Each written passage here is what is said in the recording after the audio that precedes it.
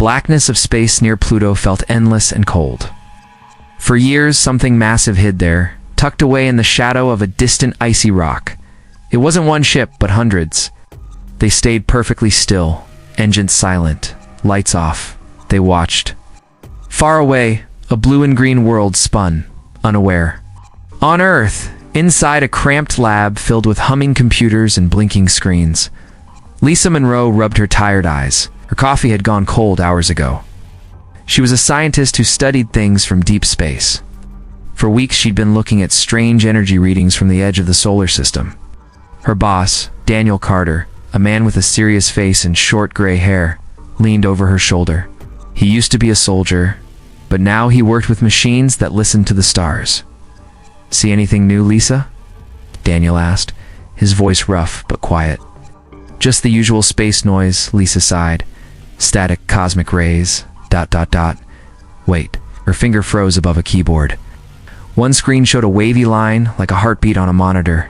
But this line had a tiny, sharp spike. It lasted less than a second, buried in the background noise. That isn't right." Daniel leaned closer. "What is it?" "I don't know," Lisa whispered. She tapped keys, making the screen zoom in. The spike looked artificial, too clean, too perfect to be natural space stuff. It pulsed once, then vanished. It came from way out past Pluto. Something made that signal, something not natural. Back near Pluto, within the largest of the silent dark ships, things changed. Lights flickered on deep inside, casting long, eerie shadows. The beings watching Earth weren't monsters. They were intelligent, ancient, and very cautious. They called Earth a death world, a planet too dangerous, too wild for any smart life to survive long. Volcanoes, earthquakes, violent storms, predators everywhere, ... Surely nothing could rise above the chaos. They had waited centuries, sure humans would destroy themselves. Now a low hum vibrated through the ship.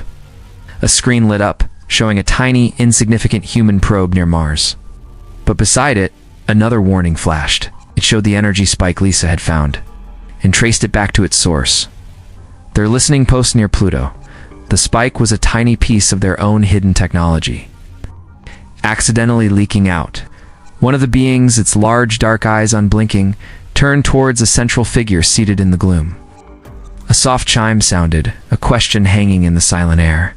The signal leak meant the Deathworlders might have noticed them. Central figure, tall and still, watched the blue planet on the main screen. Humans. Primitive. Chaotic. But they had detected something. Something hidden. Figure considered the options. Centuries of silent watching might be over. Fear, cold and sharp, touched the ancient minds. What if the Deathworlders weren't just surviving their horrible planet? What if they were thriving? What if they were?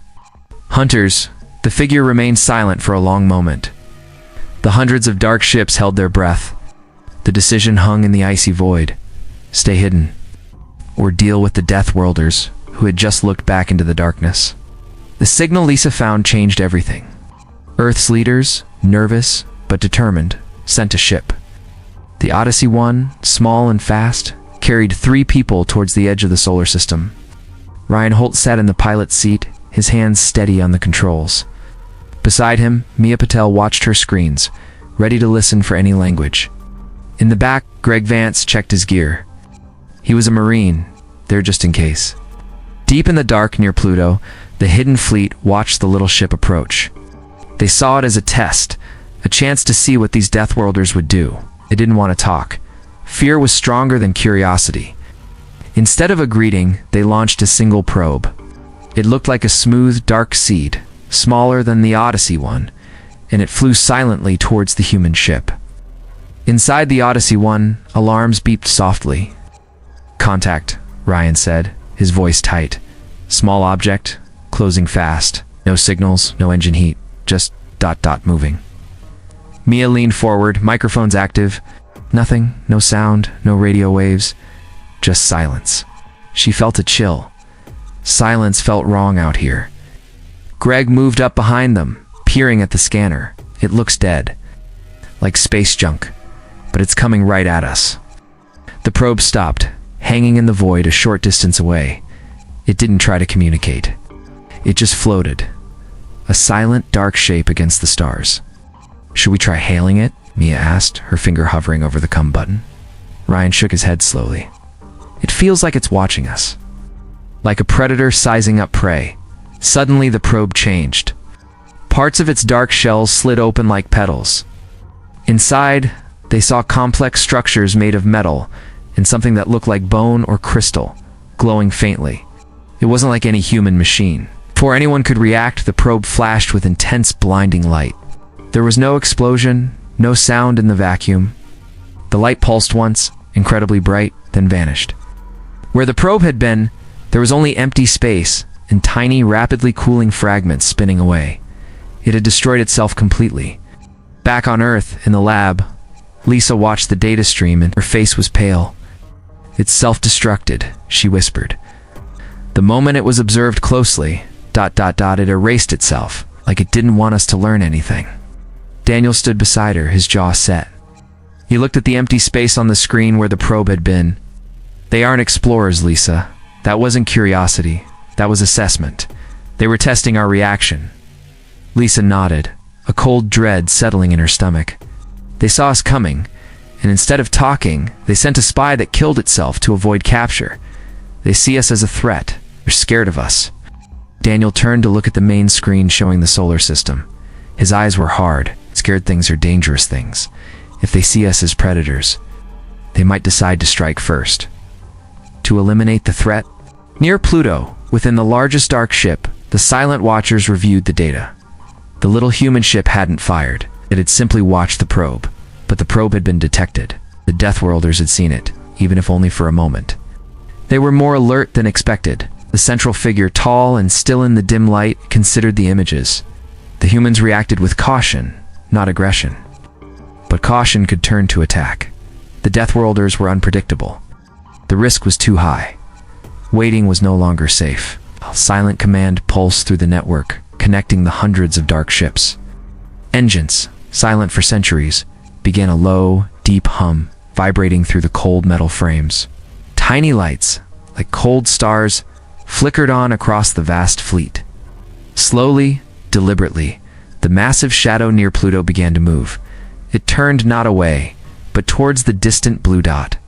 Towards Earth, the silent watching was over. But the darkness was coming. The attack came without warning. One moment, the sky over Houston was a clear, bright blue.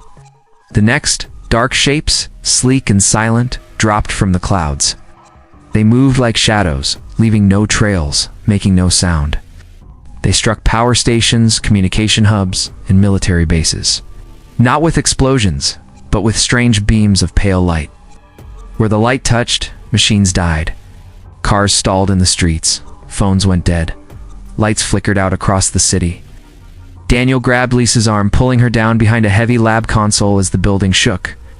Dust rained from the ceiling. "They're targeting tech," he shouted over the sudden silence of dead electronics. "Cutting us off, making us blind." Sighed. Chaos erupted.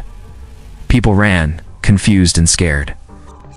The attackers weren't landing troops. They were crippling Earth, making it helpless.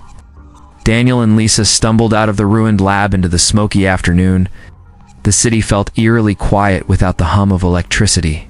They needed to get away, find somewhere safe, figure out what to do. As they moved through panicked crowds near the city's edge, a strong hand grabbed Daniel's shoulder. He spun, ready to fight, but found himself looking into the steady eyes of a man with close-cropped hair and worn clothes. Behind him stood a small group, men and women, some looking scared, others hardened. "Easy," the man said. His voice was calm but firm. "Name's Ethan Briggs. Saw you two bolt out of the science building? You know what this is? Invasion." Lisa breathed, her eyes wide. "They're disabling everything. Communications, power, probably weapons too." Ethan nodded grimly. "Military bases got hit first. Lights out, missiles dead in their silos. They knew exactly where to strike. We're on our own down here. You coming? We're heading out, finding others, figuring out how to hit back." Suddenly, every dead screen in the city flickered to life. Billboards, shattered phone displays, blank TVs in shop windows. They all lit up with the same image. A woman sat on a simple, elegant chair. She looked human, perfectly so. with sharp features and dark, intelligent eyes. Her expression was cold, detached. She wore smooth, gray clothing that seemed part of her chair. Her voice filled the air, clear and calm, cutting through the confusion. "People of Earth," she began. "Your struggle is pointless. We are here to bring order. Your world is chaotic, violent, dangerous. We have watched you for centuries. Destroy yourselves and your planet. We offer preservation." Daniel stared at the screen, a terrible suspicion dawning. "She's not one of them. ... "Not really," he muttered to Lisa and Ethan. The woman continued, "You will be gathered. You'll be placed in stasis. Peaceful sleep. Your world will be cleansed, restored to its natural state without your destructive influence. Resistance is illogical. Surrender, and you will be preserved as precious specimens. A record of a flawed but fascinating Deathworld species. Refuse, and you will be pacified. You are not warriors. You are pets who have escaped their cage. It is time to return." The image vanished, leaving the dead screens dark again. Stunned silence fell over the survivors near Daniel, Lisa, and Ethan. "Preserved? Like animals in a zoo?" Lisa whispered, horrified. Ethan spat on the ground, his face set in hard lines. "Flawed specimens. She thinks we're just some bugs to pin in a case." Daniel kept staring at the blank space where the woman's face had been. His suspicion hardened into certainty. "Did you see her eyes? The way she held herself? She's human. Or ... she was. They took someone long ago, changed them, made her think she's better than us. She's their queen, their leader. She hates what we are." The cold reality settled over them. The enemy wasn't just some unknown alien force. It was led by one of their own, twisted to despise them, seeing them as nothing more than wild animals to be caged. And she was giving them an impossible choice: surrender and sleep forever, or fight a seemingly invincible enemy that knew all their weaknesses. The silence after her message felt heavier than the attack itself. The world became a place of ruins and fear. The invaders, called simply occupiers by the survivors, controlled the skies and the broken cities. Their smooth, silent ships drifted above, beams of pale light shutting down any large machine humans tried to use. People hid, scavenged, and tried to stay alive. Daniel, Lisa, and Ethan found shelter in an old warehouse basement beneath Houston's ruined streets. It was damp and dark, lit by flickering battery lamps. Around them were the remains of the occupier ship shot down during the initial attack. Twisted pieces of dark metal and strange, glowing components. This wreck was their only hope. Daniel knelt beside a chunk of the ship's inner workings. His hands were covered in grease and dirt. "Shut down complex electronics," he muttered, prying open a panel with crude tools. "But look here. This core, it's organic, like grown crystal. Sensitive." Lisa carefully held a small, humming device salvaged from the wreck. "Sensitive to what, Daniel? Energy? Radiation?" "Maybe both," Daniel replied, his eyes focused. "Their own tech uses focused energy pulses. But what if we hit it with something? Messy, uncontrolled, like raw radiation bursts." Ethan crouched nearby, cleaning a captured weapon, a sleek tube that fired bolts of silent energy. "Radiation? We got plenty of that. Old nuclear plants, waste sites, even some medical supplies." He looked at Daniel. "You think we can make a bomb out of glow sticks?" "Not a bomb," Lisa said, her eyes widening with an idea. "A jammer. Oh. A burst of dirty radiation might overload their systems, even short out their ships temporarily. Like an electrical storm hitting a computer." Meanwhile, Ethan's militia struck back. They didn't fight in the open. They used tunnels, sewers, and rubble. They set traps using old explosives rigged to tripwires. They ambushed small patrols of the occupiers' ground troops, silent figures in dark armor, using stolen weapons and brutal, close-quarters fighting. The occupiers were precise, advanced, but humans were unpredictable, fierce, and fought with a cold anger the occupiers didn't seem to expect. They learned that fire, raw noise, and sheer physical force could disrupt the armored soldiers. One night, Lisa managed to tap into a weak occupier data stream using parts from the wreck. She saw images, reports. Her blood ran cold. Daniel, ... Ethan. "Look, the screen showed the Sovereign, the human leader of the occupiers. She was reviewing footage of human resistance attacks, the traps, the ambushes. Her cold face showed not anger, but frustration and something else. Fear. Lisa pointed to notes scrolling beside the image. She's worried. Worried about us. How fast we adapt. How quickly we turn their own tech against them, she calls it. Dangerous evolutionary instability. They changed her people long ago, made them perfect, orderly. But they stopped changing. We... We haven't. Daniel stared at the Sovereign's image. She's scared we'll evolve past them. Right now, in the middle of this war, that's her weakness. She sees chaos and calls it weakness. But it's our strength. We change. We adapt. Faster than she can control. Hope sparked in the damp basement. They weren't just surviving. They were making the perfect ancient occupiers afraid. Daniel gathered the others around a rough table. He pointed to crude drawings of the large occupier ship hovering over Houston, the command ship they believed. Their jamming field comes from there. It stops our missiles, our signals. We need to take it down. Lisa's radiation burst idea. We can build emitters. Crude, but powerful. We sneak them close. Maybe onto support structures near the ship. Set them off all at once. It might fry their systems, open a window. Ethan nodded slowly, understanding the cost. Getting close enough.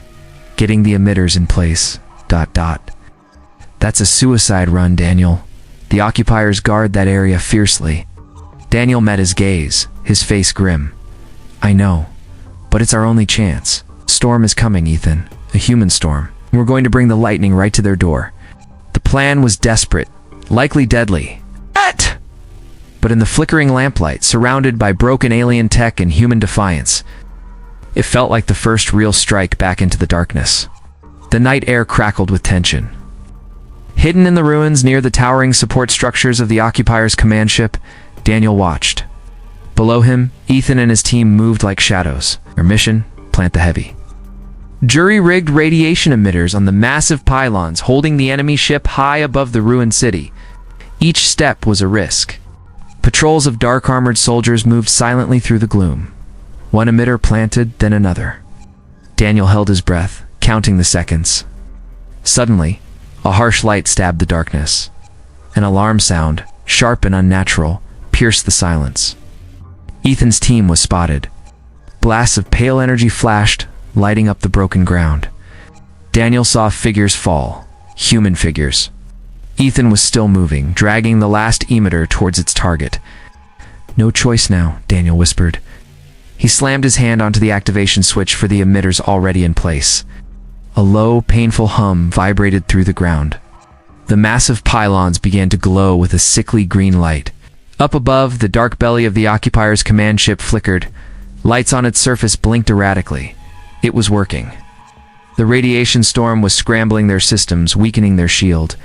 Daniel saw human ships, patched together fighters and old military craft, thought useless, streak up from hidden bases. They fired rockets and lasers, no longer blocked. Explosions bloomed against the dark hull of the giant ship. The occupiers were fighting back, smaller ships starting out, but the humans flew wild. Unpredictable patterns, dodging and weaving with desperate courage. Ethan, bleeding from his arm, reached the final pylon. He heaved the heavy emitter into place and activated it. The green glow intensified. Daniel saw a crack appear on the command ship's hull, spewing strange gas. An access hatch, shielded before, now hung open, damaged. Go, Daniel yelled into his comm, though he knew Ethan could likely barely hear him. The ship. Get inside. Ethan gathered the survivors of his team and charged towards the opening, disappearing into the enemy vessel. Inside the command ship, chaos reigned. Lights flickered. Strange consoles sparked. Ethan's team fought through corridors filled with confused armored soldiers, using stolen weapons, fire, and brutal force. They pushed deeper, following Daniel's rough directions from stolen scans. Daniel and Lisa, monitoring from a hidden spot, saw the command bridge appear on their shaky feed. There she was, at the Sovereign. Standing tall amidst the flickering chaos on her screens, her cold face twisted in anger. Ethan burst onto the bridge, weapon raised. The Sovereign turned, her eyes blazing with fury and something else. Disbelief. Before Ethan could fire, Daniel's voice crackled over the comm. Lisa, now override the core. Lisa, her fingers flying over a salvaged occupier control pad, sent a surge of raw power and scrambled commands into the ship's central systems. The Sovereign staggered as consoles exploded around her. She glared at a screen showing Daniel's determined face.